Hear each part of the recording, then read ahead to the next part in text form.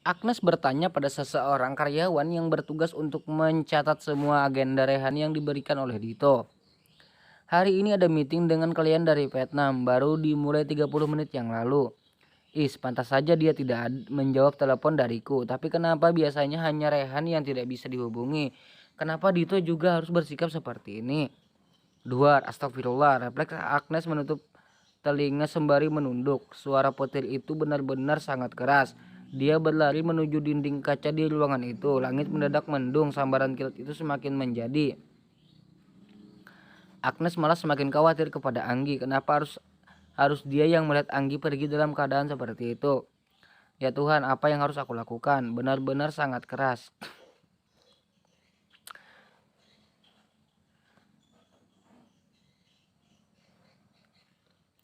Brak, brak, dobrak. Kan pintu itu membuat pelayan yang hendak membuka pintu terkejut sampai terjungkal. Seorang wanita cantik masuk dalam rumah tanpa permisi atau mengucapkan salam. Anggi mengedarkan pandangannya mencari sosok yang sangat dia benci. Hari ini dia dengan lancangnya pria tua itu memberikan Anggi sebuah mobil. Hadiah. Hadiah apa? Antoni keluar Antoni.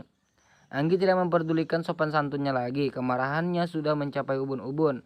Anggi tidak habis pikir kenapa orang itu harus memberikan dia hal yang tidak berguna. Suara berat dan sedikit serak membuat Anggi menoleh. Gadis cantik itu tersenyum menyeringai dengan mata marah menyela. Brak, tangan mungilnya melemparkan kunci mobil yang Antoni berikan. Hingga kunci mobil itu jatuh di lantai. Anggi, kau kenapa? Apakah hadiahku kurang bagus? Kau tidak menyukainya? Kembali, bibir gadis itu menyunggingkan sebuah senyum sinis. Atas dasar apa kau memberikan aku hadiah seperti itu? Hah? Sebagai seorang kolega, teman mertuaku atau ayahku? Antoni melotot dengan kata terakhir yang Anggi ucapkan. Anggi tahu kalau dia ayahnya. Sejak kapan? Dia kenapa? Bukankah selama ini Adrian juga? Rehan selalu menyembunyikan fakta dari Anggi. Kau sudah tahu kalau kau anakku sayang. Antoni berjalan mendekati Anggi sambil tersenyum, namun gadis itu malah semakin mundur menjauhi Antoni. Jangan panggil aku begitu, aku bukan anakmu. Aku anak ayah Andi dan ibu Kirani. Meskipun kalian adalah orang tuaku, namun kalian telah kehilangan aku sejak kalian memutuskan untuk membuangku. Jangan pernah muncul di depanku lagi, Antoni. Aku tidak ingin mengenal orang sepertimu.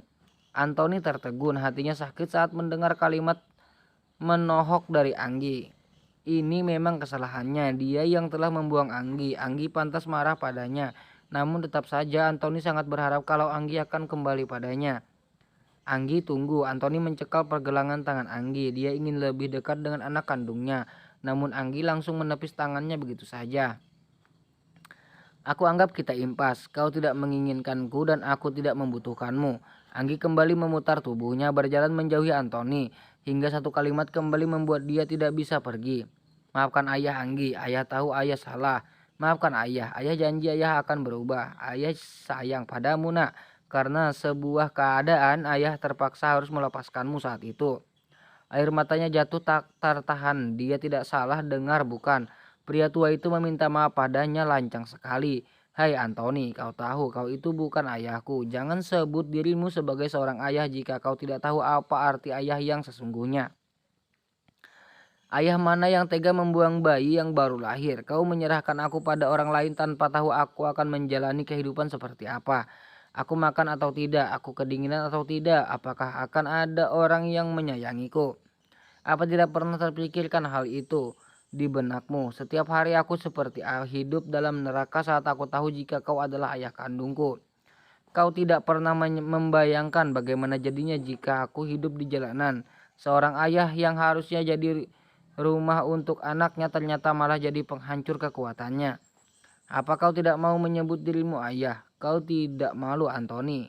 Antoni kembali tertegun. Dia tidak bisa berbuat apa-apa. Jangankan bergerak untuk sekedar membuka bibirnya saja dia tidak bisa. Antoni merasa malu kepada Anggi. Jangan pernah ganggu kehidupanku lagi. Aku ini hanya anak haram. Aku tidak memiliki nasab. Jadi jangan pernah berharap apapun dariku. Apa Andi yang memberitahumu, Anggi? Anggi tidak menghiraukan perkataan Antoni. Dia lebih memilih untuk segera keluar dari rumah terkutuk itu. Hatinya sakit dan sangat terluka. Napasnya sesak dan kepalanya semakin berat. Guyuran air hujan seperti perisai untuk menyembunyikan air mata yang mengalir di pipinya. Sudah lebih dari 1 jam Anggi berjalan menyelusuri jalanan yang tengah hujan. Pada akhirnya apa yang dia sembunyikan terungkap juga. Namun Anggi tidak tahu apakah dia harus merasa lega atau justru sebaliknya. Aku membencimu, Antoni, sangat membencimu. Anggi mendongak. Bibirnya menyunggingkan sebuah senyuman tak kala dia melihat Rehan berlari dari kejauhan. Hatinya sakit membayangkan jika dia ternyata bukan anak kandung orang yang selama ini merawatnya. Pria di hadapannya ini menjadi satu-satunya orang yang menyayanginya sekarang. Apakah Rehan akan terus menyayanginya atau dia akan sama seperti mereka yang membuang Anggi di saat mereka terdesak keadaan? Anggi, apa yang terjadi? Kenapa kau di sini?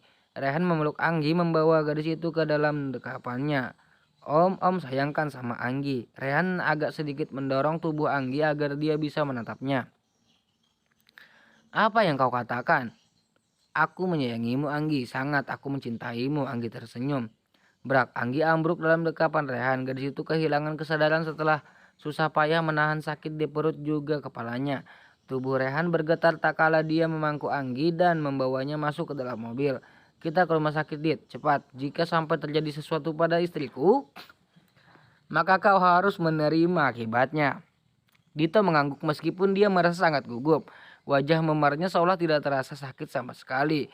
Dia hanya ingin dan hanya berharap jika Anggi akan baik-baik saja. Rehan menatap wajah pucat istrinya dengan mata memerah. Sedikit berair, hatinya hancur, jantungnya sudah tidak tahu berdetak atau tidak. Napasnya seolah-olah bocor di tengah jalan.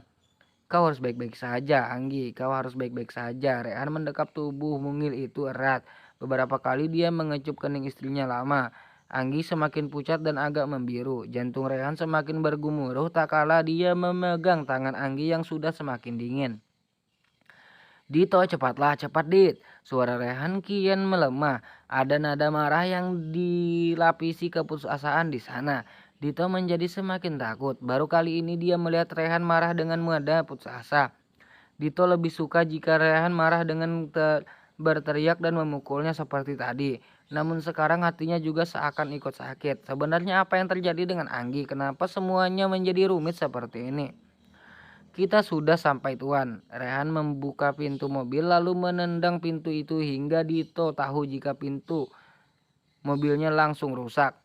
Segila itu Kak Rehan yang takut terjadi hal buruk pada istrinya. Dokter, suster, dokter. Rehan berteriak di IGD rumah sakit dengan Anggi yang masih dalam gendongannya. Para dokter juga suster mengarahkan Rehan untuk membaringkan pasien di atas ranjang. Dokter, tolong istri saya. Istri saya harus baik-baik saja. Tolong selamatkan dia, dokter. Dokter memberikan isyarat pada suster agar dia mengantar Rehan keluar. Pria itu sangat ribut hingga membuat dokter tidak bisa fokus. Napasnya satu-satunya, Dok. Detak jantungnya juga melemah. Tubuhnya sangat dingin. Apakah dia hipotermia? Suhu tubuhnya 27,6, Dok.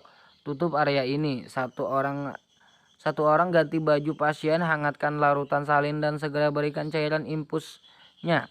Pastikan udara di sini hangat. Yang lain bantu saya pasangkan oksigen. Jika cara ini belum berhasil menaikkan suhu tubuhnya, ambil darah pasien, hangatkan lalu alirkan lagi.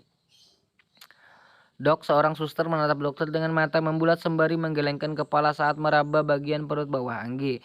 Ini tidak mungkin. Beberapa jam yang lalu di depan pintu sebuah ruangan khusus untuk klien tertentu, Agnes menunggu Rehan dan Dito keluar dari pintu itu. Sesekali dia melirik arloji di pergelangan tangannya. Kepalanya menoleh melihat lurus ke arah jendela besar di ruangan itu. Hujan turun dengan begitu deras. Hanya semakin tidak tenang dan tidak karuan. Iya Pak, saya juga sangat berterima kasih karena Bapak mau bekerja sama dengan perusahaan kami. Orang yang Agnes tunggu-tunggu akhirnya keluar juga. Agnes memainkan jemari, juga menggigit bibir bawahnya, merasa sangat gemas karena orang-orang itu masih terus mengobrol. Hingga ketika para klien itu pergi, barulah Agnes bisa berbicara kepada Rehan. Tuan, Anggi pergi. Rehan menautkan alisnya. Dito mengerti maksud Rehan. langsung menyalakan ponsel bosnya dan Rehan pun menerima ponsel itu. Dia tidak bisa menghubungiku. Agnes menggelengkan kepalanya. Sebenarnya saya tadi melihat Anggi pergi menggunakan mobil sedan hitam yang sepertinya masih sangat baru, Tuan. Rehan berusaha untuk mencerna ucapan Agnes. Mobil sedan hitam?